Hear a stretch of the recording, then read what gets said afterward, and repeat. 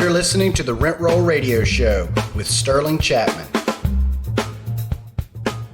Hey, Rent Roll Radio listeners, welcome back to the show. Thanks for joining us today. We have a special guest that I'm excited to interview. He's actually from my hometown of Baton Rouge, Louisiana.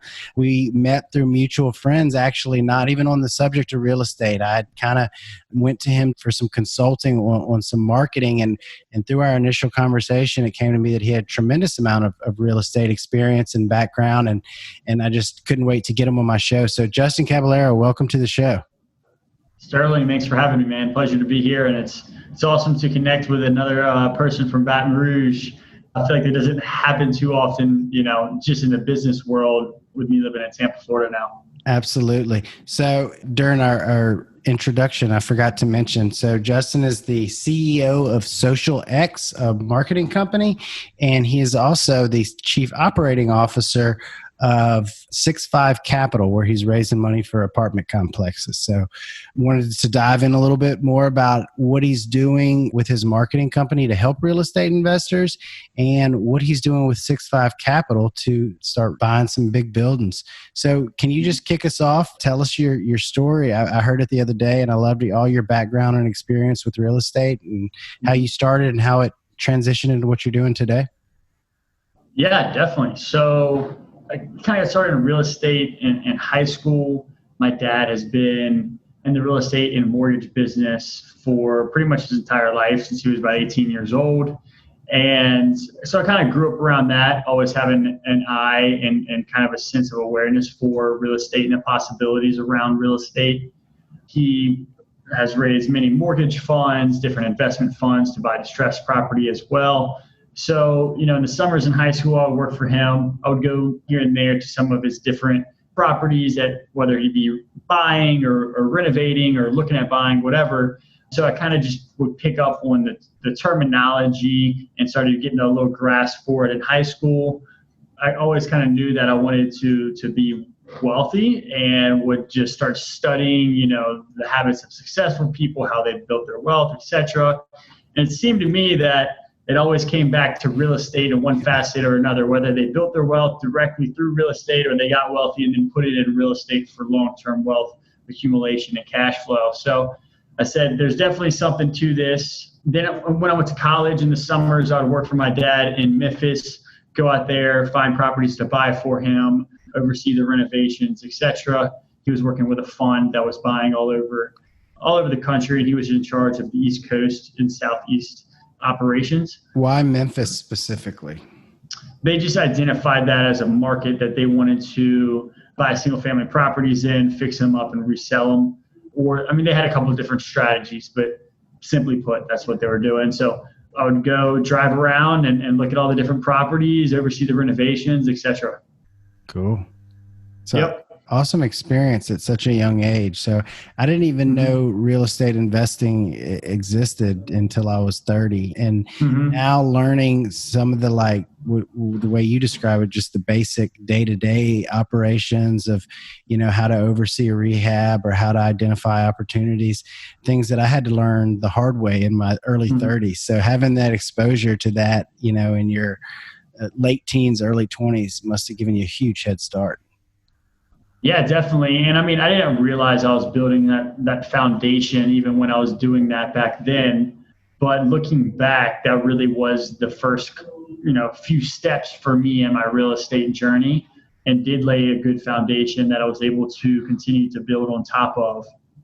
Kind of the next step in that real estate journey for me would be working for a student housing developer. So I was working for a boutique student housing developer, went to college at Ole Miss, and he was developing all throughout the Southeast. So he had projects at Auburn, Alabama, Ole Miss, obviously, Vanderbilt. And then he also had a couple of ACC schools like Florida State. He also had UGA. No LSU? He was looking at LSU. So I was trying to find different opportunities for him at LSU. The thing was that, LSU just got flooded all at once around this time. And they just had massive developments going up all around Burbank. The cottages and all of that stuff was being developed around then. It was pretty much just looking like it was going to be overbuilt.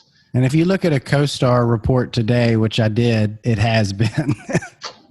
Right. So we saw that, and I was looking at potentially some smaller opportunities. I still have circled on my map where I want some different opportunities that I may potentially go after in the future. Some smaller ones, but really niche locations around the LSU campus. But anyways, worked for him for about 2.5 years, started just doing marketing and leasing part-time, had really good success with that. And I would just consistently have, long conversations and pick his brain, continue to learn about the multifamily side of things. He was kind enough to kind of take me under his wing and mentor me and teach me a lot about the apartment business, particularly around student housing, and started to see the numbers, started to see the scalability and the economies of scale around apartments, which I found very enticing. And it just made sense. It just makes so much more sense to me than single family houses. So that really kind of shifted my mindset. And from that point on, I've always kind of known that my wealth building journey would have a heavy hand in apartment investing. That's my long-term goal, is to build a very large portfolio of cash flowing real estate, particularly in multifamily. And that's kind of my end game there. So have been taking pretty much everything I've done has led up to this point. I should mention that 3 years ago, after I graduated college, I was hired full-time for that student housing developer, managed his 4 apartment complexes at Ole Miss, and was also helping with the development of some of his projects, just kind of here and there, overseeing and helping where I could at his other projects throughout the Southeast. And then actually my mom got sick. I went home to Baton Rouge, took care of her. She passed away. And after that, it was kind of like, all right, what's next step in my journey? Ended up in Tampa, Florida 3 years ago, where I started a real estate renovation business called Total Property Solutions with my father. We've renovated about 250 properties, a little over 250 single family properties since then.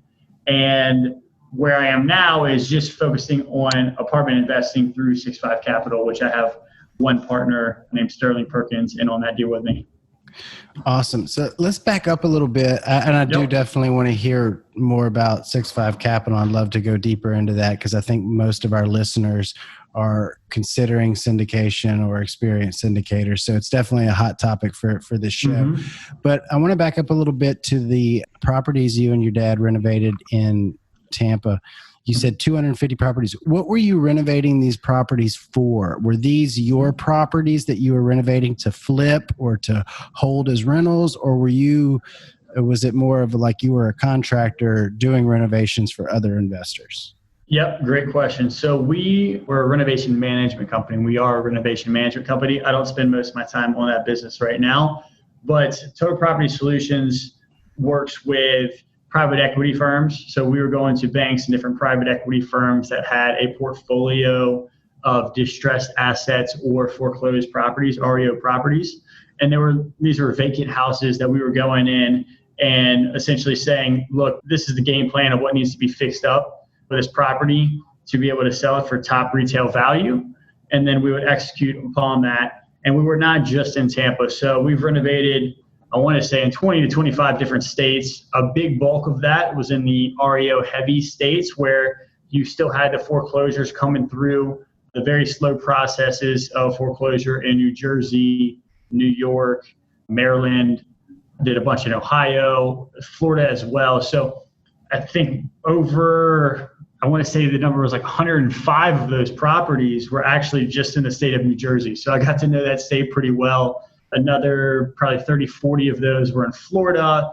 And then you're looking at a dozen in Maryland, a dozen in Illinois outside of the suburbs of Chicago, a dozen or so in Ohio, and then the rest were kind of just scattered all over the place. So you're renovating these properties for the banks that own them or for the private equity firms that are trying to take them off the bank?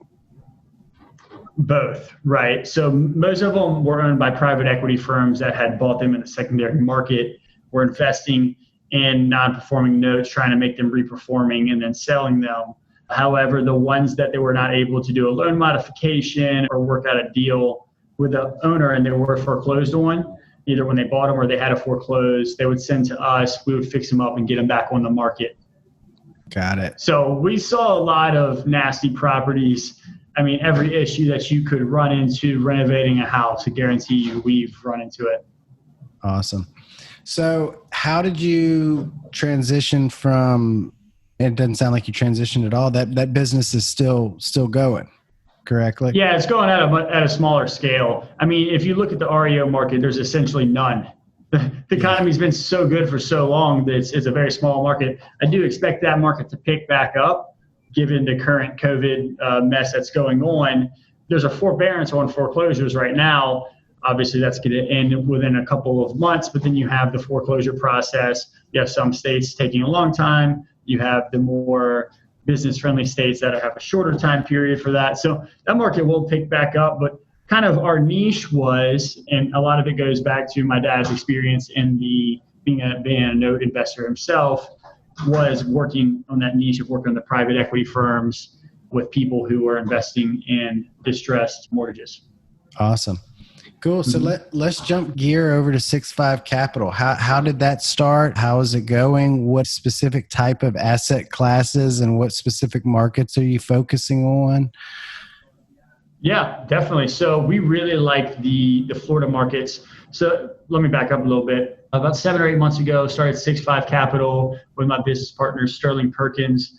I'm more of the real estate side of things as far as operations, renovation management, creating relationships with different brokers and the deal flow side of things. So more of the COO role on that side. And then he's more of the deal analysis. He's super analytical. So we're kind of the yin and yang from that perspective. And he's just like a finance wizard. He's really, really smart. So anyways, that's my business partner there. We started about 7 or 8 months ago and started looking for value add opportunities in and around the Tampa, Florida market. We really like this market. If you look at the economic drivers, huge amount of opportunity and economy growth. You got guys like Bill Gates and Jeff Vinnick, who owns the Tampa Bay Lightning, investing $3 billion just a couple blocks from me in downtown Tampa in a really cool project called Water Street. But the underlying fundamentals are really strong in Tampa. It's still got a ton of room for growth. So we really love this market. Institutional capital is really starting to invest more and more heavily here, and for good reason, we believe. We also like the Jacksonville market, the Orlando market, a little shaky right now, especially with the COVID stuff, but that was growing aggressively there. So we had an eye on looking at properties there. But really our number one market that we want to invest in is Tampa, Florida. And we're looking for value add opportunities, really B-class properties in A-class neighborhoods. We made a couple LOIs on these properties, on these types of properties, but within the past 6-7 months, really only early on in the venture before another deal came up, which I'll tell you about in a second. But people just came in and they were paying prices that we didn't believe. We couldn't make the numbers work. And we weren't trying to fudge the numbers. We had about $12 million, and we have about $12 million in capital raised right now, but we didn't want to put it into a deal and not give the returns that we're promising investors. So that's a tremendous amount of capital to have been raised for your first deal. Do you have any tips or tricks you could share with our listeners about how you'd go about raising so much capital? Yeah, I mean, honestly, it was just relationships that were already built over time. And I think leveraging the resumes and the knowledge and saying, look, this is exactly what we're looking for. This is the exact game plan, and we're qualified to do this because of our experience and how we're gonna renovate the properties, how we're gonna manage the renovations, how we're gonna manage the property management, etc. It was actually just a handful of phone calls, and then we really haven't tried to raise any cents. Always happy to talk to new investors and people looking to find good opportunities, but it's not like we had some magic secret touch. It was kind of just talking with our contacts already.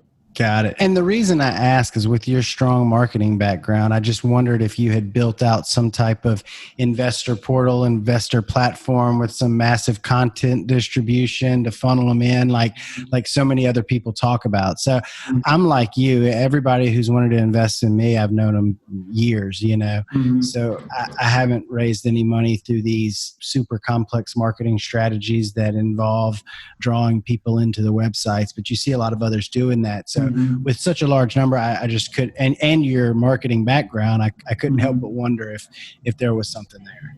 Yeah, absolutely. I mean, I should note that I do leverage social media platforms quite a bit to tell people what I'm doing. That's actually how me and my business partner Sterling now we're able to kind of build a relationship early on, which has led to more and more business lunches and meeting and building a friendship and then deciding to partner with one another. But I was sharing the fact that, number one, all of my real estate renovation projects, I was sharing them on Instagram. And then also my interest in multifamily, talking about multifamily deals, projects, my game plan to invest in multifamily, et cetera. And then we kind of converged and came together and formed a business together around that. Awesome. I actually met my business partner the same way. And let me just go on record saying that your business partner has a really solid name. Yeah, definitely. I was just talking to him about an hour and a half ago and told him that I had a podcast interview or conversation, I should say, with another Sterling. I actually I'm not sure if you've heard of him, Sterling White. He does a lot of contributions for Bigger Pockets, but I have him I'm going to interview in a few weeks. And nice. We set that up yesterday, and I just found it ironic. I walk around for 30 years not bumping into another Sterling, and here I'm running into two of them in 2 days. Yeah, man, absolutely. And, Sterling would be another person that I'll introduce you to that you should definitely connect with. Absolutely. Really good person, really smart guy, and you guys would hit it off for sure. Also owns a few hundred units of apartment complexes. Cool. We'd love to hear from him. Do you want to touch on briefly what distracted you from closing your first? Yeah, I guess I can't just leave. I guess I can't just leave the cliffhanger. So about 6 months ago, we actually stopped looking for new value-add investment opportunities because we've had our handful onboarding a large trust management client. So essentially, a previous contact came to us and said, "Hey, I want you guys to take over the management of my real estate portfolio and his entire trust," which is predominantly just a super large multifamily real estate portfolio scattered out the Northeast United States. And basically the game plan with that is to sell the assets up there and then reposition the assets here in the Florida market. So we're super excited about that. Don't want to go into too much detail because it's still in the works. We're kind of crossing the T's, dotting the I's at this point, just wrapping it all up, trying to get it across the goal line. But super excited about that. It's definitely a really big opportunity for us. And really, our game plan is to continue to grow the trust management side of the business. So start with this client and then add other large trust of $100 million in multifamily assets plus. So our focus is going to be on real estate trust management, particularly in the multifamily space. Awesome. That does sound exciting. I'd love to hear updates on that as it comes along. Let's dive into Social X for a minute. I'd love for you to elaborate on the last time we spoke. You said y'all were focusing a lot on helping real estate investors. And just from the few meetings I've had with y'all, I mean, y'all have an awesome platform and business plan, and I can't wait to implement some of these strategies. So I would love to share with the rest of our listeners how you can help them and what your ideas around building out a robust marketing strategy for real estate investing.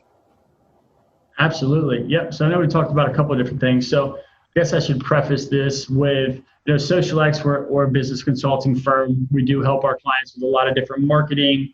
We're pretty popular for our virtual assistant staffing solutions as well, which we utilize virtual assistants from the Philippines. We vet them, recruit them, train them up, and implement them successfully into our clients' businesses with a very high-touch, hands-on approach with our clients. And we help manage that entire process. And these virtual assistants help us do a lot of different lead generation, whether that's direct outreach, managing the operating system, which we built out on Monday, which I would love to touch on a little bit more, as well as just helps you delegate a lot of the administration type tasks that really all business owners have to do, but real estate investors, it's very popular as well. So some of the most popular things for real estate investors in particular would be creating lists, cleaning the lists, skip tracing them, data cleanup, data entry around those lists to get a really good data set, whether that's you're trying to contact investors, owners, brokers, wholesalers, etc. They can get you in front of whoever you're trying to get in contact with. So that's kind of the lead generation side of things. On the back end operations and admin side of things, we utilize these virtual assistants, and our team helps consult our clients on building out a really strong system. And we do that in a platform called Monday.com.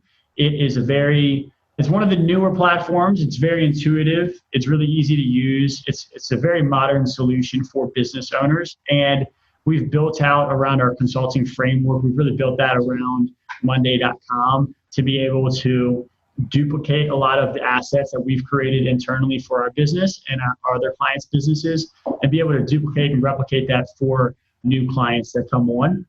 You mentioned specifically the real estate investor side of things. What I'm doing right now is I'm taking this consulting framework that we've built out and I'm implementing it into specifically 6-5 Capital and our other real estate investing clients. So working with 2 wholesalers right now to help them build out their lead generation and marketing functionality in Monday.com. I'm also pulling over all the renovation management software that actually built out on another system. So that's kind of a big project that I'm working on. It's going to take several more weeks, but I built out in QuickBase, very robust renovation management system, basically the system that we use to manage all these renovations, managing up to 55, 60 renovations over 15 different states at the peak of Total Property Solutions. I'm just pulling it over into Monday right now as well. So basically, we want an entire real estate investor suite built out in Monday.com that then we can share with our consulting clients via Social X. Awesome. I feel like I kind of just threw a lot at you. I don't know if that was just a steady flow of thought that came out. So I hope that was coherent and made sense. No, absolutely. Absolutely. I think everybody can find value in that. So what advice do you have for anybody who's looking to get into real estate investing? What first steps would you say to take? You've had a tremendous amount of experience and exposure, and it seems like every avenue, from rehabbing single family houses to managing properties to raising funds to invest to now managing large fund trusts. So I'm curious, somebody that wasn't bred into it like yourself and have that background from, managing property since high school, how would you recommend the average guy who's just looking to get started? Where would you recommend they start? So I think there's 2 main things. Really, it all starts with education, right? So getting that solid foundation of real estate education. So I actually majored in real estate in college. But on top of that, I had 2 main mentors that I would meet with regularly in person and over the phone, that being number 1 being my father, and then number 2 being Pat Chisholm, who introduced me to the apartment space, the multifamily space, who was my old boss. He was the student housing developer. He still is. I mean, he's still developing all throughout the Southeast. So they really taught me a ton. And then on top of that, I was listening to, I know you're very active in the community, Bigger Pockets all the time, listening to all those podcasts, listen to Michael Blank, his podcast. I've listened to a ton of episodes of that. And then I've also just started reading real estate books. Obviously, every real estate investor on the face of the earth, I believe, has read Rich Dad Poor Dad. Yeah. That was the book I picked up when I was 19. And I was like, wow, this all makes a lot of sense. This is just too simple. Like it really opened my mind. And that's really when I became obsessed with personal development, professional development, and all of that, because it opened my eyes so much. I felt like I could just see so much more of the world. I just felt so much smarter. So I just started diving into tons of books at that point. So mentorship, hands-on experience is obviously huge. And then education, which you can just learn from books and podcasts consistently. And then take everything that you learn from the books, the podcasts, and your mentors, and then actually go to work, implement it. Speed of implementation, I think, is something that's highly undervalued and underrated. Yeah, absolutely. So let's finish up with our radio round just to help our listeners get to know you a little bit better. First of all, what's your favorite book? And don't say Rich Dad Poor Dad, because every guest we've ever had has said that. Even though that is the like I just said, the book that really opened my eyes. I would have to say either 7 Habits of Highly Effective People or How to Win Friends and Influence People, which is the number 2 and 3 books I read after Rich Dad Poor Dad. Those 2 and Rich Dad Poor Dad are the 3 books that I tell everyone who asks me that you got to read first as like foundational books. Sure. Also, I know you only asked me for 1, but I'm going to give 2 more that I love. Good to Great by Jim Collins, I believe.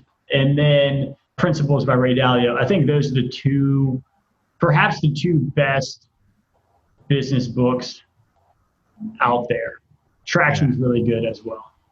Awesome. Well, in my opinion. Most of those I agree with you on, but I think you've added a couple to my reading list. I don't believe I've ever read Principles, though I've studied a good bit of Ray Dalio, and I haven't read Traction, but I'll definitely add those to my list for the next time we get together. Next question is, what is your favorite quote?